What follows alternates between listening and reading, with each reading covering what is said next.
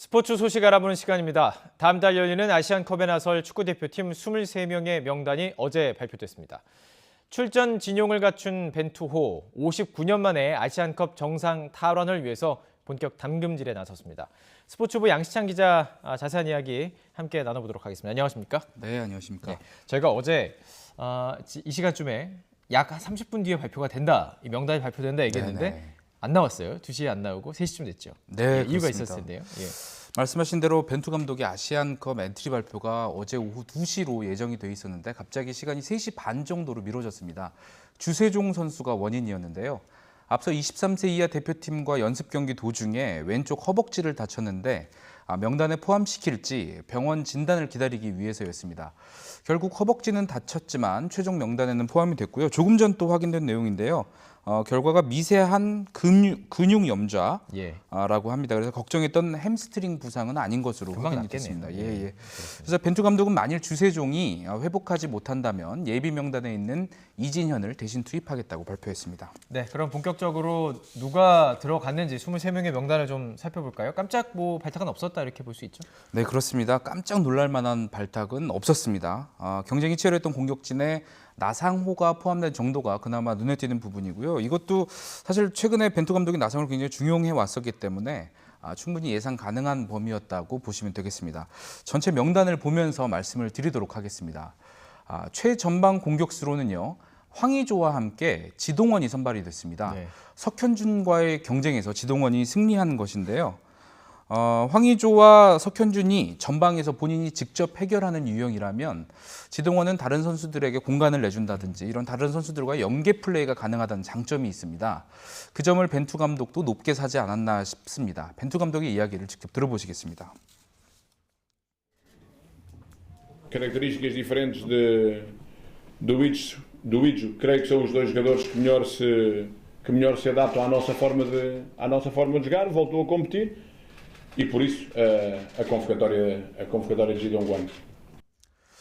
네, 이선 공격진은 예상대로 손흥민, 이재성, 예. 또 황희찬이 나서는데 이청용과 나상호가 함께 승선했습니다. 상대에 따라서 경험이 많은 이청용이 이재성이나 황희찬을 대신해서 주전으로 나설 가능성이 있고요. 나상호는 교체 투입이 점쳐지고 있습니다. 네. 다음으로 미드필더진을 한번 보시겠습니다. 미드필더진은 기성용, 정우영 조합을 벤투 감독이 가장 좋아하고요. 경험 많은 구자철과 신예 황인범이 함께 선발됐습니다. 킥이 좋은 주세종도 있고요. 중원의 사령관 기성용 선수가 네. 아마도 이번 아시안컵을 끝으로 국가대표 은퇴 가능성이 있거든요. 좀 오래 해줬으면 좋겠는데 은퇴 얘기가 나오더라고요. 네네, 조금씩 나오고 있습니다. 공식 발표는 아니지만 네. 그런 점에서 이번 아시안컵이 포스트 기성용 찾기의 의미도 있습니다. 황태자로 불리는 황인범 선수가 어떤 모습을 보일지 기대되고 있습니다. 다음은 수비진인데요. 가장 경쟁이 치열했던 왼쪽 수비수는 박주호가 탈락하고 홍철, 김진수가 승선했습니다.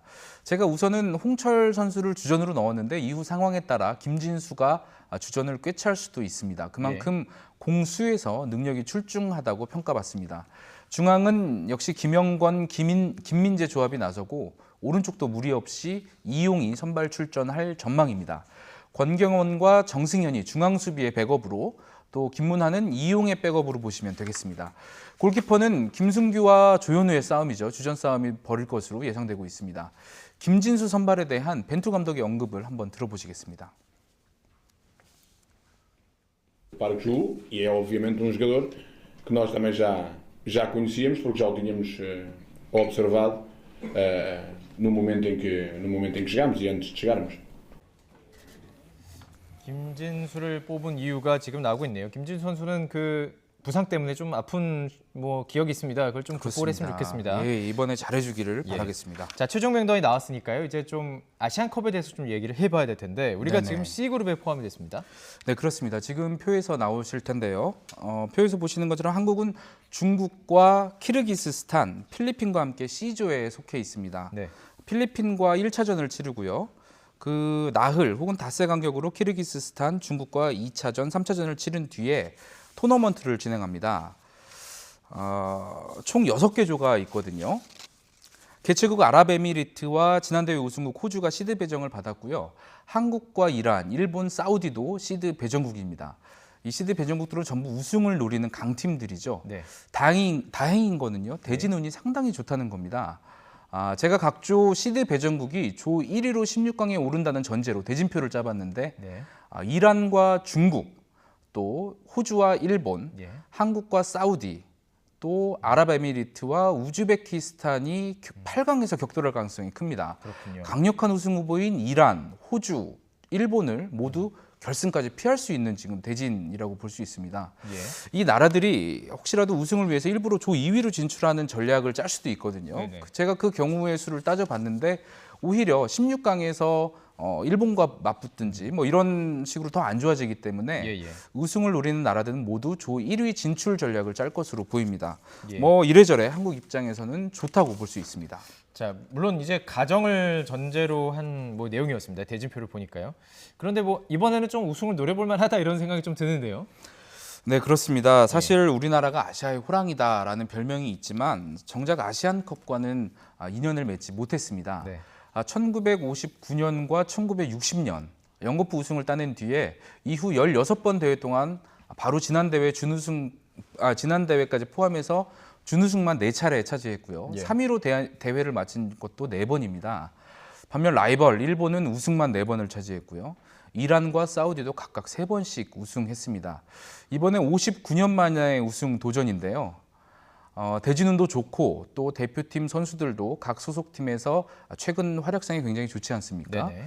꼭 좋은 결실을 맺어서 아시아의 호랑이로 다시 우뚝 섰으면 좋겠습니다. 아시아의 종이 호랑이 이런 얘기 안 듣게 정말 확실하게 좀 이겨줬으면 좋겠습니다. 네, 가능하면 좀 그렇습니다. 점수차도 크게 마음 편하게 볼 수 있는 승리들이 계속 이어졌으면 좋겠네요. 네, 그렇습니다. 양치찬 기자와 함께 스포츠 소식 정리했습니다. 고맙습니다. 고맙습니다.